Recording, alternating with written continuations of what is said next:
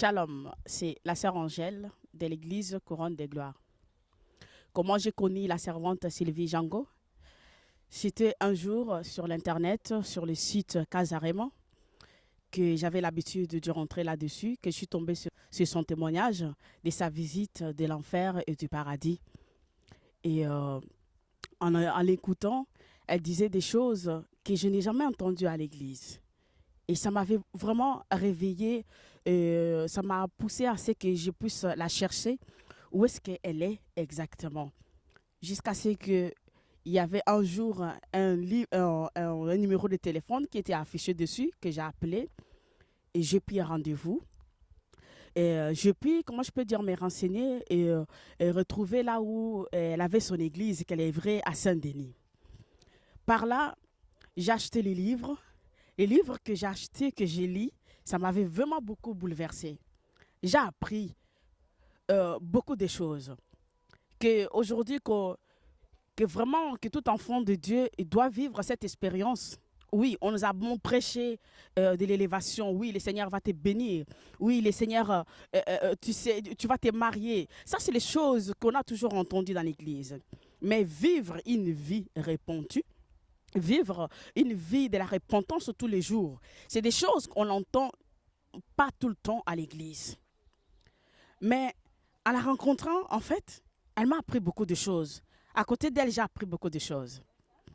Bien que j'avais vraiment la soif, vraiment de connaître aussi vraiment les Seigneurs, vraiment à la profondeur, mais elle m'a beaucoup aidée. Elle m'a beaucoup aidée par ses livres. Vraiment, il y a tellement beaucoup de choses à dire que ce Dieu-là, ça m'a permis aussi de grandir avec les Seigneurs, que ce soit spirituellement et aussi avec, comme tout un enfant de Dieu. La Bible nous dit que le Christ attend que nous atteignions les statuts parfaits, qui est lui notre modèle. Alors ça m'a permis enfin que je puisse avoir encore les ailes pour aller encore évangéliser et parler du Christ, que je connaissais à peine, que je connaissais un peu. En lisant ces livres, et qu'elle sort tout le temps, elle est sur sa 5e livre. En plus, elle parle de 7 conditions, comment bâtir sa demeure céleste. Mais ça, c'est des choses qu'on n'entend jamais. Mais tout ça, ça a été une nourriture vraiment formidable pour moi. Vraiment, je peux dire que non, je suis vraiment riche.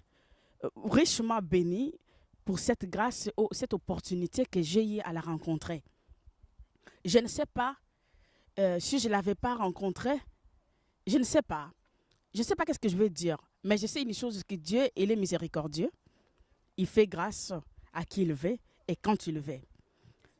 Et il a été, en fait, cet ministère a été une bénédiction, que ce soit pour moi, que ce soit pour toute ma famille, en fait. Vraiment, ça nous a vraiment réveillés dans notre sommeil, là où nous étions. Et aussi avoir vraiment l'intimité avec le Christ, qui est Jésus-Christ de Nazareth.